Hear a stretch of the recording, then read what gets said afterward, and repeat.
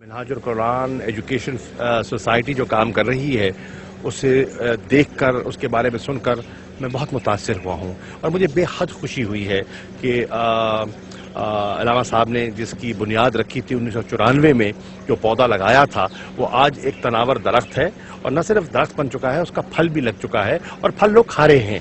تو یہ مجھے بے حد خوشی ہوئی ہے اور میں دعا گو ہوں کہ اللہ تعالیٰ اس میں مزید برکت دائے اور اللہ تعالیٰ ان کو شیخ الاسلام کو طویل عمر دے تاکہ جو وہ ریسرچ کا کام کر رہے ہیں، جو اسلام کی خدمت کر رہے ہیں، وہ اس کو جاری رکھ سکیں اور ہم سب اس سے مستفید ہو سکیں. فتوے کے بارے میں بالکل سنا اور مجھے اس کا علم بھی ہے. میں سمجھتا ہوں کہ اس کے آنے سے پاکستان کا اور جو دنیا اسلام کا جو امیج ہے ویسٹ میں، اس میں بہتری آئے گی تاکہ اس میں یہ لوگوں کو دلیل کے ذریعے اور اسلام کی جو اصلی روح ہے اور اس کی زبان میں سمجھانے کی کوشش کی گئی ہے کہ دہشت گردی اسلامی طریقہ اور طرز نہیں ہے اور اسلام اس کی اجازت نہیں دیتا. تو میں سمجھتا ہوں کہ دین اسلام کی بہت بڑی خدمت ہے اور دنیا کو جو ہے اپنا نقطہ نظر بیان کرنا اور اس انداز میں جنہیں اتنے اوتھینٹک حضرات نے اس کے لیے فارورڈ لکھا ہے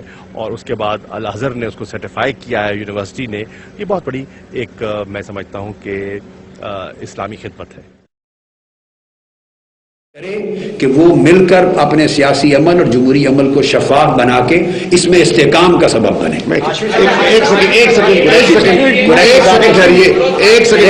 قریشی صاحب کو سن لیجیے. بات یہ ہے کہ جو مذاکرات ہوئے تھے حکومت کے، حکومتی نمائندگان کے اور ڈاکٹر صاحب کی جماعت کے، یہ دو فریق تھے. پی ٹی آئی اس کا حصہ نہیں تھی.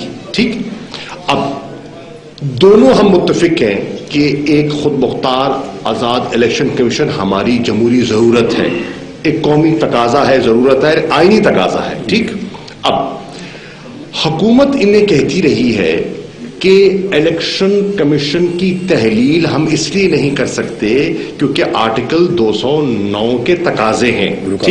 وہ ایک رکاوٹ ہے اور ان کا اپنا نقطہ نظر تھا، یہ اپنا نقطہ نظر پیش کرتے رہے، اتفاق نہیں ہو سکا. 27 تاریخ کو ان کی میٹنگ یہاں ہوئی منہاج القرآن پر، اس پہ بھی اتفاق نہیں ہو سکا. اب یہ جا رہے ہیں پٹیشن لے کے سپریم کورٹ میں. ہم سمجھنا چاہ رہے تھے کہ حکومت کے جو لائرز ہیں، ان کے جو دلائل ہیں، وہ کہہ رہے ہیں کہ جو ڈاکٹر صاحب آپ ہم سے کروانا چاہتے ہیں وہ غیر آئینی ہے، ہم کر نہیں سکتے.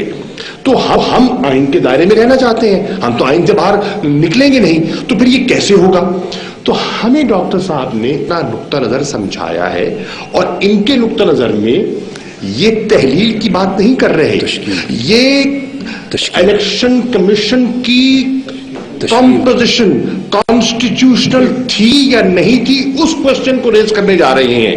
یہ کہہ رہے ہیں کہ بقول ان کے جو ہم سمجھے ہیں کہ وہ جو کمپوزیشن ہے وہ وائڈ ایب انیشو ہے، یعنی کہ وہ آئین کی روح کے مطابق ہی نہیں ہوئی. تو یہ ایک نیا پہلو ہے جسے آج ہم نے سمجھا ہے. ایک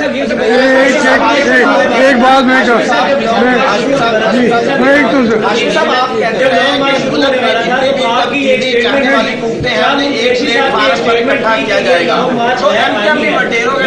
کبھی نہیں کہا تھا، کبھی نہیں. میں وضاحت کر دوں آپ کو، وضاحت کر دوں، کبھی نہیں کہا. آپ نے کہا تھا یہ لانگ مارچ غیر آئینی ہے، نو یہاں پر ہے کہ ہم سمجھیں کیا. فرسٹ آف آل سن لیجیے، میں جواب دے رہا ہوں، آپ نے سوال کر دیا. پہلے میں نے یہ کہا ہی نہیں، پروف کیجئے گا. میں اس کی تردید کر رہا ہوں. نمبر 1، ہم نے ہمیشہ کہا تھا کہ یہ احتجاج لانگ مارچ ان کا جمہوری حق ہے. ہم صرف یہ چاہتے ہیں کہ یہ پرامن رہے اور قانون اور اس کے دائرے کے اندر رہے، اور یہ انہوں نے اپنے عمل سے ثابت کیا کہ یہ اب پرامن رہے اور اس کے اندر رہے. تو ہم نے کبھی نہیں کہا کہ غیر آئینی ہے، کبھی بھی نہیں کہا. دوسری بات، ایک منٹ روکی جائیں. دیکھیے میں کروں، بات یہ ہو رہی ہے کہ بہت سی چیزیں آپ کے سامنے آئیں، بہت سی انفارمیشن کے ساتھ ساتھ ڈس انفارمیشن نے بھی جنم لیا. ٹھیک ہے نا جی, حکومت بھی اپنا نقطہ نظر پیش کرتی ہے نا, اور اس نقطہ نظر کو وہ ڈسٹارٹ بھی کر سکتی ہے. تو آج بہت ضروری تھا کہ جن چیزوں پر باوجود ابہام پیدا کیا جا رہا تھا, ہم سمجھنے کی کوشش کریں کہ اس میں حقیقت کیا ہے. جو سماجی قباحتوں کا قوم کو جو خمیازہ بھگت رہی ہے, اس پر بھی ہمارا ایک تبادلہ خیال ہوا, اور ہم متفق ہیں